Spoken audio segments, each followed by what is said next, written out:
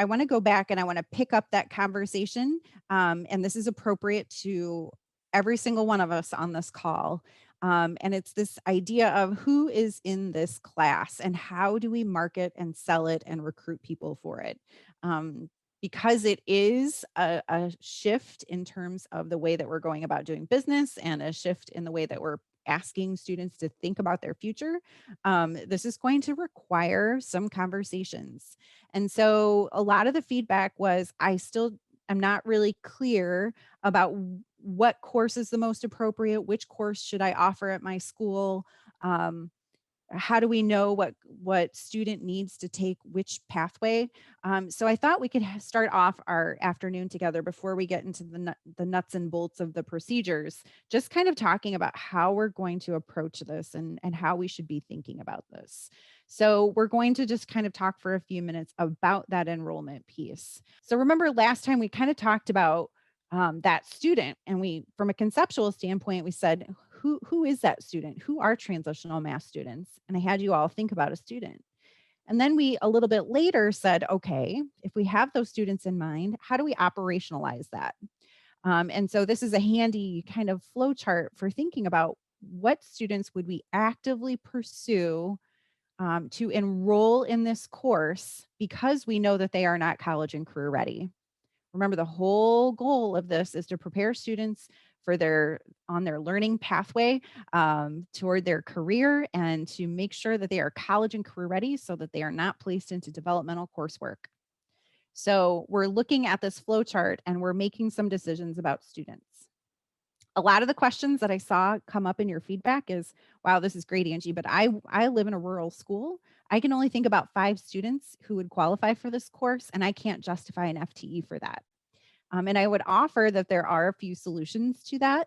Number one is you can expand who is able to take this course. So remember, this is a 4th-year math class. In order to get portability, students have had to have met their graduation requirement for mathematics. So we talked about that a little bit last time. That doesn't mean that you can't enroll other students who are college and career ready. Maybe there are those students who are um, they meet those readiness criteria, but they would have otherwise opted not to take a 4th-year mathematics. So maybe this would be an option for some of those students. So there are ways of thinking creatively about this. I will also add that with technical mathematics, one of the conversations that I've had with some of our voc ed teachers and our vocational centers is there a way that we can embed some of those technical math competencies into some of your courses? Which would then kind of widen that opportunity for students in that technical math pathway. Another solution that we've talked about in our area, because we're very rural, is, are there opportunities for us to have shared students? We're now very well versed in this idea of virtual learning. Is it possible for us to have someone who is teaching transitional mathematics in one building and having students either remote in or join the class in other ways to engage in that learning? So lots of options to consider. And really that centers back to knowing your students. And it also centers back to some of those partnerships that you have in your area to be able to kind of tap into those options. So be thinking about that. I also wanted to revisit this slide, and I believe John Furr had this in his presentation, his video recording last week. That was part of the pre-work. This is the graphic that we typically use to explain some of those pathways and what doors are opened for students by virtue of taking a transitional math course. So you see here, these are our 3 options for pathways. We have STEM, which, remember last time we talked about, was basically a gateway course to college algebra. It has a lot of functions and function families. We have quantitative literacy and statistics. And then we also have our technical mathematics. STEM, if you offer STEM, that gives you the most options and most probably versatility if you're just looking at this chart. Because if a student takes STEM and they pass it with a C or better, they can enter into college algebra. They can enter into any of these courses that are comparable and looking at quantitative literacy and statistics. So they could kind of jump over here, or they could enroll in some kind of credit bearing technical math course at the community college or post secondary institution. Most of our schools and districts in the state of Illinois have really centered around QL because the argument is this transition to STEM course is going to have a kind of a narrow population that will perhaps want to enroll or be successful in that course. So QL offers that same level of versatility. Now they can't pass QL with a C or better and take a college algebra class, but they can take a credit bearing gen ed class at the post secondary level, or they could take a credit bearing technical math class at the post secondary level. And then finally, we have technical math, which just has it's kind of a one shot pathway. Okay. So the big takeaway out of this is that students really need to know where they're headed to make the most appropriate decision about which pathway to choose. So I'm going to share with you kind of my thinking process if I were in your shoes about what to offer and how to make that determination. And then I'd really like to hear from some of you. So I would really look at what some of your data, not only how students are performing on some of those most summative assessments, such as our SAT suite of assessments, but I would also look at your remediation rates going into the post-secondary world. Where are students placing? What are their strengths? What are their weaknesses? So that is certainly one filter to use in terms of what your students need. I would also say we need to do some work and collect some data on what the bulk of our students need in order to be successful on their career pathway. So we're working with a high school right now. The high school is very interested in building out a manufacturing pathway because they have data to show that many of their students stay in the community and they are directly employed by some of our manufacturers. And the manufacturers are telling us we need a more skilled applicant pool. And they've given us some direct feedback on mathematics. So that high school is leaning more toward offering technical math because a majority of their students are on that manufacturing pathway. So that's another consideration. Where are your students headed? So gathering some information about that and doing some of those career exploration endeavors at a very kind of early age is important to making some of those determinations. You might also ask what students, if you don't have a clear pathway in mind, you might want to look at what most of your students, where most of your students are transferring to and what they're majoring in, because there are certain courses that they will be required to take. And your community college in your partnership can really help you out with that. We have another graphic here from the iltransitionalmath.org website that might help you to think about that a little bit more deeply. So if a student is going to be enrolling in STEM, most of those folks are or professions that will need that college algebra are nursing majors. It really surprised me, but elementary education, if you are pursuing an elementary education degree, you need college algebra. So taking that STEM class would be a good thing. Business degrees that require business calc. So that's that STEM pathway. We also have QL. So that one has a little bit more flexibility. You'll notice here that common majors with the QL pathway are history, art, philosophy, English. Also, if you're a middle school or high school non-mathematics teacher, QL might be a great pathway. And also then technical math, fire science, construction, culinary arts, technicians. Those are all majors or certificate programs that would require that. So looking at where a lot of your students are headed, maybe even in terms of vocational programming, might be a great idea. Some of you said, I don't know where to start. I'm just starting on this journey. What are my tangible first steps? So I pulled out some really real things that you could do as a result of our conversations from last time and our conversations from today. So from all the things we talked about last week, here's some things that you could do. These are quick wins. Okay. So have you read the competencies and policies document? Talking about establishing a vision with your team and with your partnership about what this course is about. Heather and Shanda are perfect examples of this. This fits into a much larger system. How does it fit? What does this mean? Having conversations and getting some more training with that. That's a great first step. Figuring out which pathway you're going to offer and when you're going to offer it. A lot of us are in a crunch right now because we need to get this course proposal to our boards so that it's approved and we can offer it for registration. And then you're going to want to think about who's teaching the course, and we'll talk about that a little bit more today in our MOUs. And then today, from today's conversation, we're going to be kind of thinking about those materials that we need for the course, including the course syllabus, our MOU. We're going to think about how we're going to market it. That's just related to that last conversation we just had. And we're really going to be starting to think about our portability submission. So these are all things that you can start to do that will really kind of get you some good momentum going.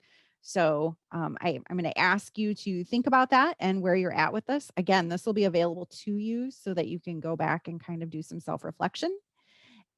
And then today, as we start talking about all of these processes, I want you to be thinking about what's the nature of your partnership? Do you have a really collaborative partnership, or is it more collegial, or is it not even that? How are you preparing your documentation? And how are we thinking about monitoring if this is making a difference for our students? So we just heard that there was a change in direction because our student population demanded that we do something different. So how are we monitoring that impact and really measuring if what we're doing is being successful? I want to talk about from a conceptual standpoint, what are we thinking about with partnerships? Okay.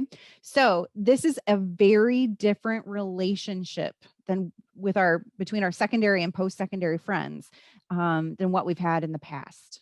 Okay. So dual credit was very community college driven. Okay. And that was kind of dictated to our high schools. And that is because for dual credit purposes, there are some standards and requirements that the community college is held to in order to make that transferable, right? So it's very much, this is what you need to do for dual credit, and here's how you need to approach this. That relationship is very different with transitional mathematics. So as you're looking at this graphic here, instead of a top-down approach where we have equal parties at the table, okay, so our high schools and our community colleges and our other post-secondary institutions should be working equally within the partnership to determine what that transitional math course looks like. How are we talking about transitional math? How are we defining it? What is the expectation? And so I feel like that is an important point to mention. I noticed that in some of your feedback that you provided between last week and this week, some of you said that you don't have a lot of communication with your post-secondary partner. Some of you have a great relationship and are meeting regularly, and it's very collaborative. And maybe some partnerships are struggling just a little bit on what this relationship looks like.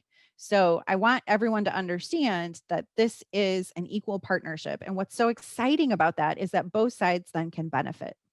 I can tell you with a great deal of pride that I do believe that in our local partnership, we've had our schools and our college grow to the fact that one of our professors in our post-secondary partnership is looking at changing some of their instructional strategies for their courses to make it more task-based as well as more relevant to students. So really exciting things coming out of these partnerships.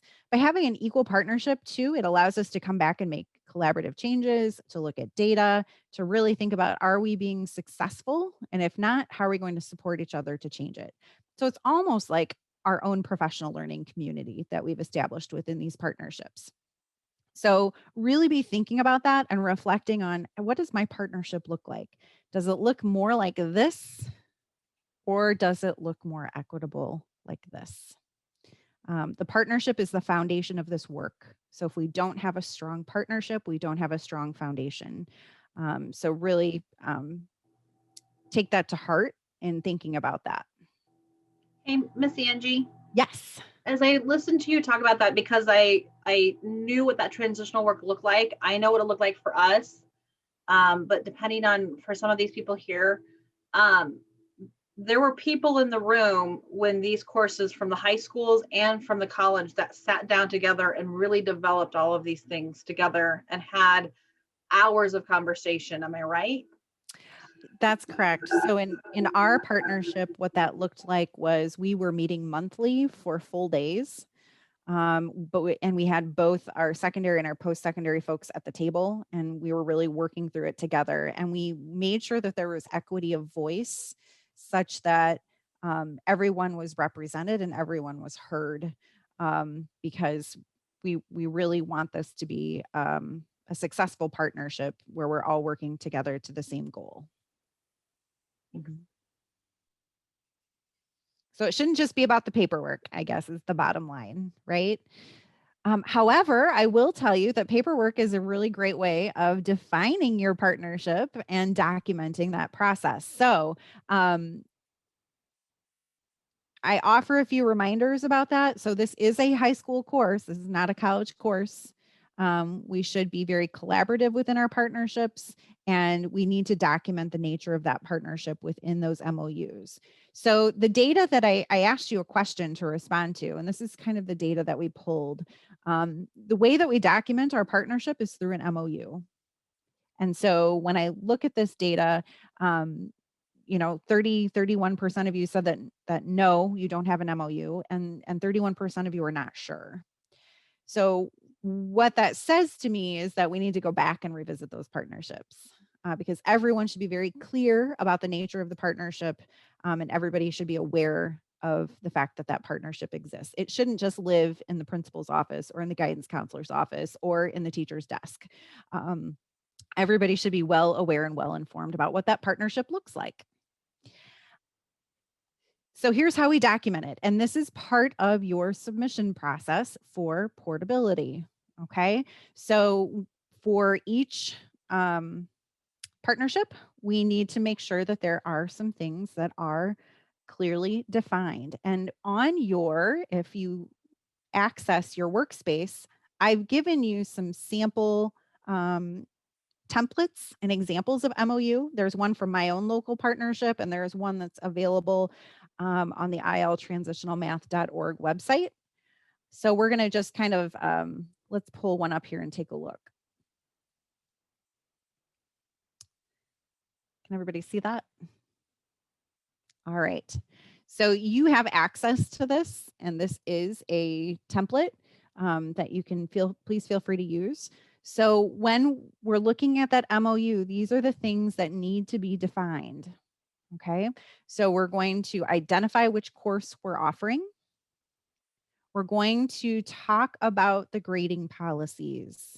And there are some specific bumpers that are outlined in the law about how we approach that grading. So one of those pieces is that a student has to receive a C or better in order to obtain portability, and that portability code on their transcript. You're going to notice that there is a section right here about grading. Okay, that talks to us about the fact that at least 25% of that overall grade needs to come from problem or project-based learning tasks.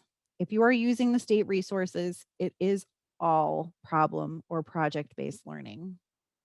Okay, so if you are using any of those resources, you are covered. A single assessment may not be worth more than 50% of the final grade in the course, and no more than 25% of the course grade can come from formative assignments such as homework.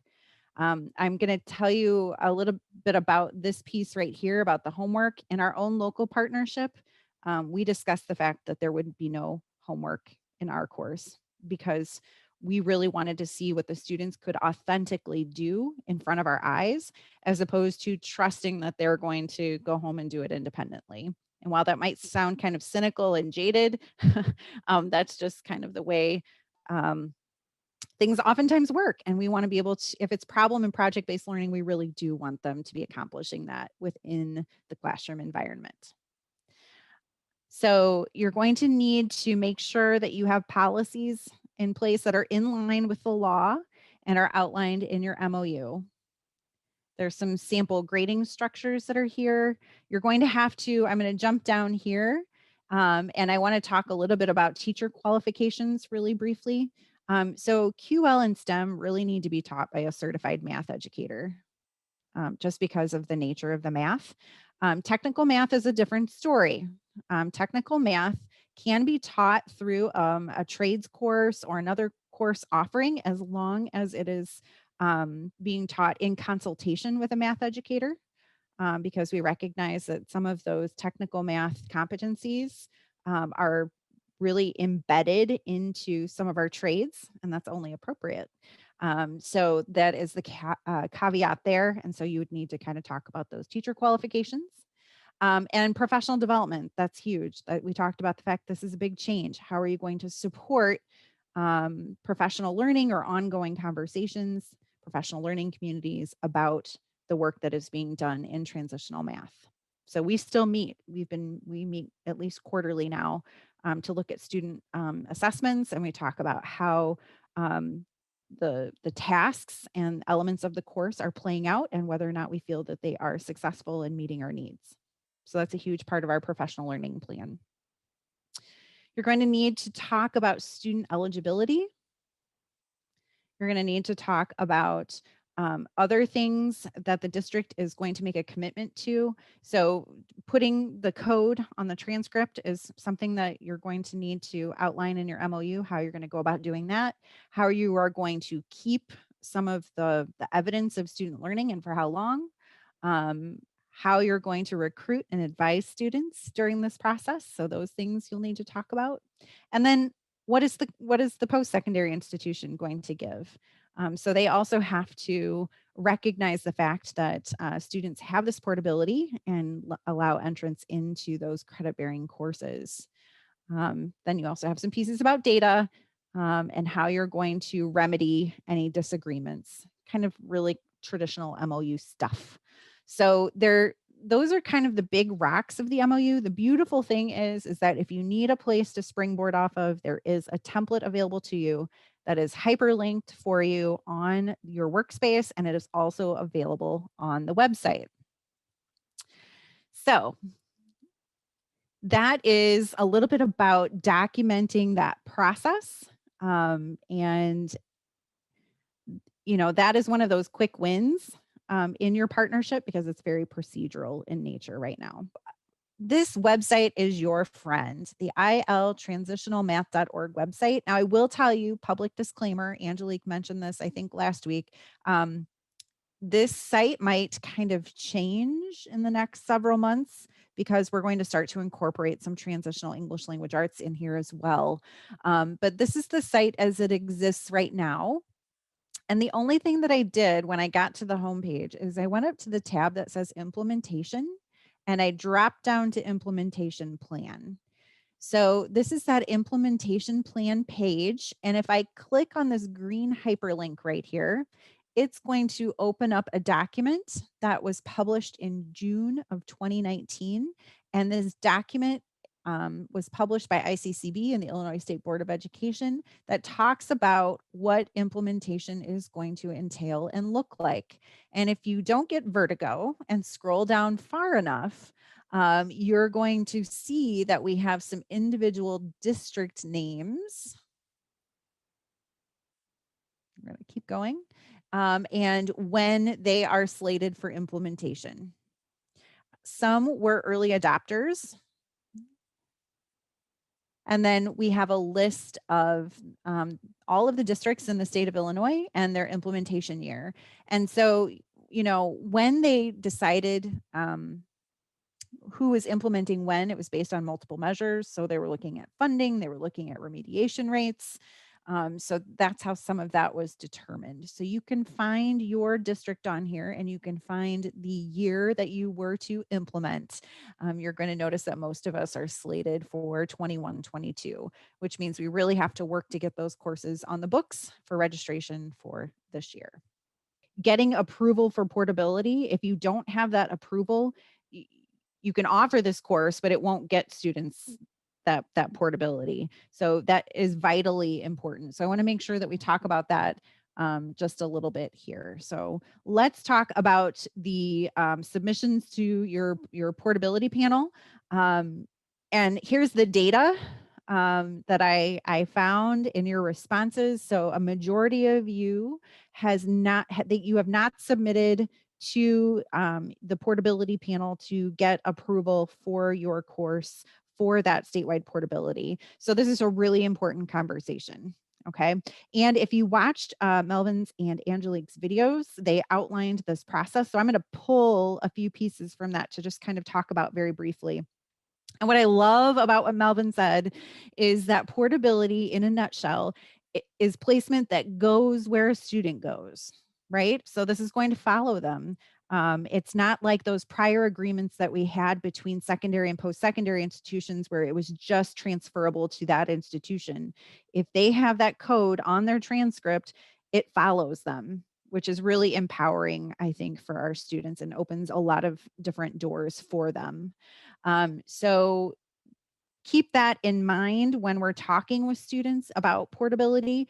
But if we're giving students portability, we have to have those checks and balances in place to make sure that we're meeting those competencies, that we're following those guidelines that were established in the law. So there are some things that we need to make sure that we are submitting in order to get that placement that goes where a student goes. Okay, so the first step in this process is to submit and to work with your local partnership and have the course approved through your local portability panel. That is a local discretion about kind of what that looks like. I'm on my local portability panel with a representative from our community college, as well as some math teachers and administrators. And so our job as the LAP is really to prepare that submission to the state. So in our local partnership, what we ask is for our schools to submit to us what we would have to submit to the state. Because we want to ensure in that checks and balances that all of the competencies are being met and we're following those policies and protocols as outlined in the law. What I will tell you is that we are in a unique situation in that we have written our curriculum together. And so one of the things that the college has said is that we would prefer that you use what our area math teachers have developed. So a lot of our high schools are all using the same materials for the pathways that they're implementing. So in that submission, to us at the local level, we have asked that our schools have a signed copy of that MOU. They are providing a copy of that syllabus. They are providing a copy of the content competencies spreadsheet. And then we also are looking for evidence of the process competencies and that problem-based learning or task-based instruction, which is ironically everything the state is going to ask for us in our state portability submission. Okay, so our local partnership asks that the districts provide that to us so that then we can turn around and prepare a submission for the state. Also, public disclaimer, I do all that work for my high schools. So if you have somebody in that position, yay. But if you don't, then you're gonna have to work within that partnership to make sure that those pieces are accomplished.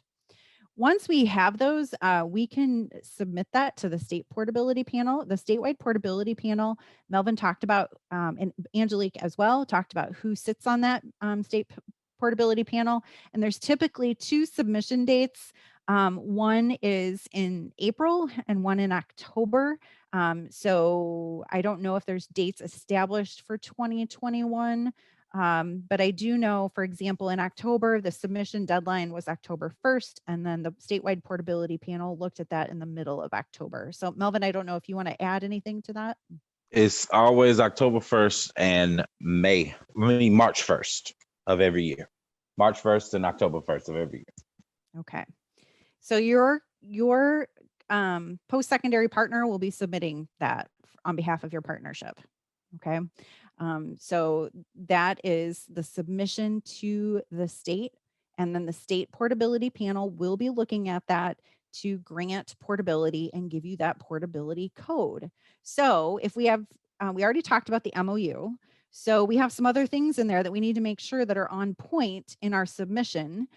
So we're going to talk about those two things really quickly here. So we've got the syllabus. So let's talk about the syllabus for just a minute. Okay.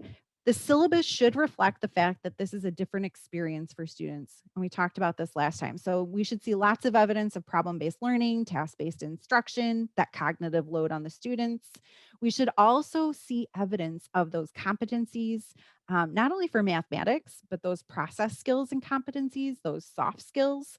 The portability panel is really looking for that because we truly want to make this a relevant experience for students that's growing their math confidence as well as their skills in mathematics. So there is a sample of a couple of syllabi on your workspace, which I'm going to show you in just a minute. Okay, so you'll have a front page that you'll have to fill out. So you're going to notice here that there's some codes that you're going to have to put in. You'll get your portability codes later. You'll have information you'll have to fill out about the teacher. You're going to have a course description. And then there are there's a template that is provided on the iltransitionalmath.org website. But I have also crafted one that just because I'm like writing syllabi, I guess, I don't know, that I've also included as an example. The font here is really small because this is how the submission ended up looking to the statewide portability panel. So I'll blow this up here just a little bit. So in the sample that I provided you with, in our QL submission, I talked about what were some of the teaching methods that were being used. And that allowed some of those project-based learning, task-based instruction pieces to kind of shine. Remember, we don't want to just regurgitate what's in the law. We want to authentically speak to what this course is going to be about. So here's my focus on problem-based learning and task-based instruction. I talk about the course materials. You do not have to purchase a canned curriculum or a textbook for this course. You may use any of the state resources. There's additional resources that we have found for you and that are on the iltransitionalmath.org website, and we'll be looking at those next week. So please don't feel like you have to go out and purchase something really expensive for this. That was not the intent. The intent was to make this affordable and equitable for all. Okay. Here are all of my competencies. And then I talk a little bit about how the practice skills and competencies are incorporated into this course. That is something that they will take a close look at. So you want to make sure that you can speak to that. Okay.